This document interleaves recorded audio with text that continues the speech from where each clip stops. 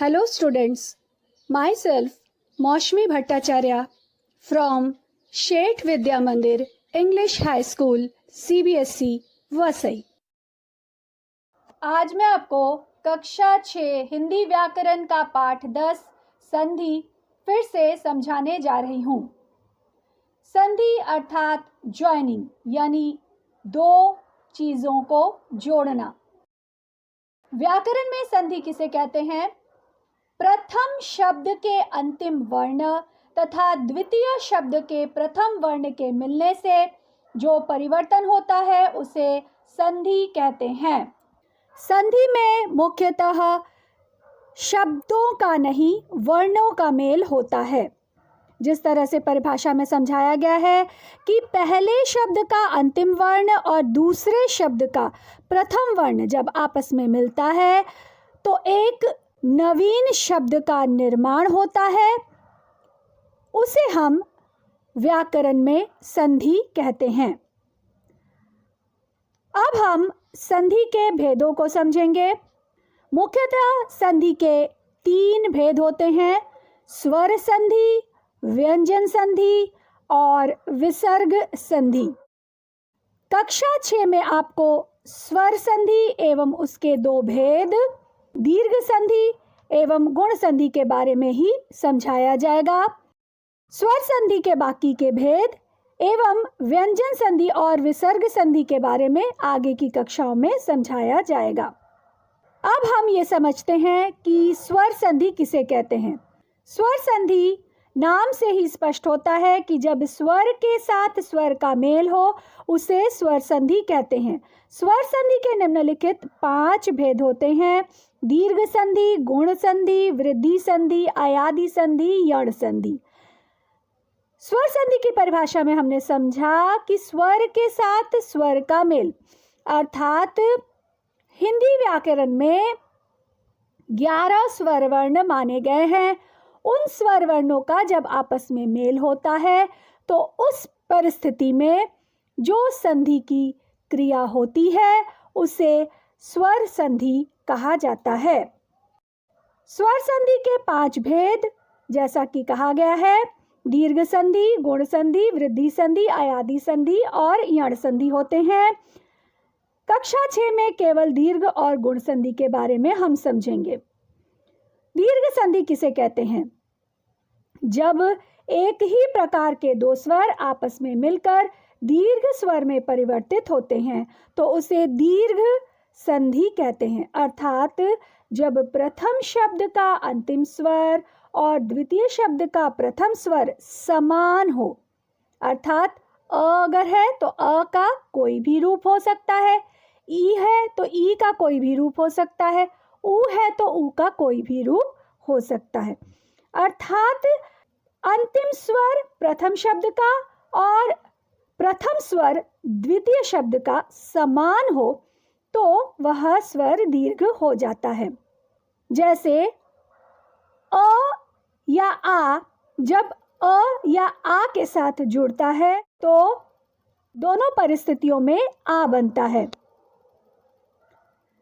जैसे अ प्लस अ इज इक्वल टू आ प्लस अ इज इक्वल टू आ प्लस आ इज इक्वल टू आ प्लस आ इज इक्वल टू आ।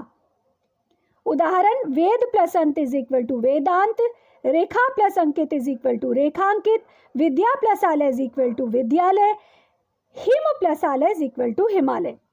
इसी तरह से ई प्लस ई इज इक्वल टू ई प्लस ई इज इक्वल टू ई प्लस ई इज इक्वल टू ई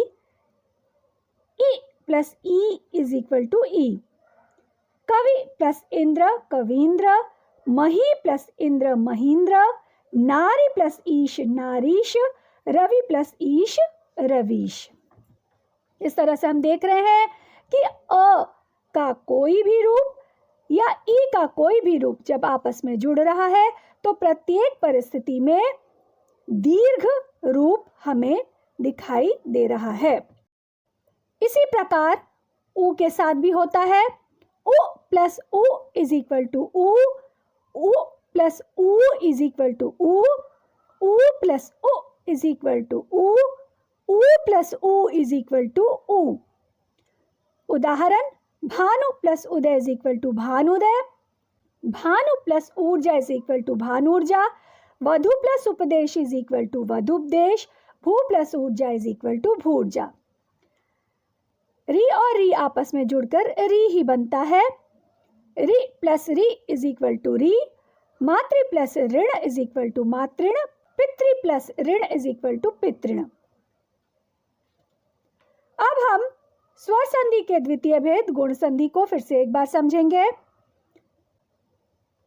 वर्णमाला के अध्याय में हमने पढ़ा था कि हिंदी भाषा में 7 दीर्घ स्वर हैं, जिनमें से ए तथा ओ स्वरों का निर्माण क्रमशः अ प्लस ई तथा अ प्लस उ से होता है।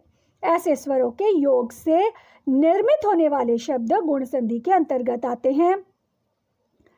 जैसे अ प्लस ई इज इक्वल टू ए, राम प्लस इंद्र इज इक्वल टू रामेंद्र, आ प्लस ई इज इक्वल टू ए, महा प्लस इंद्र इज इक्वल टू महेंद्र, आ प्लस ई इज इक्वल टू ए, रमा प्लस ईश इज इक्वल टू रमेश, अ प्लस ई इज इक्वल टू ए, नर प्लस ईश इज इक्वल टू नरेश।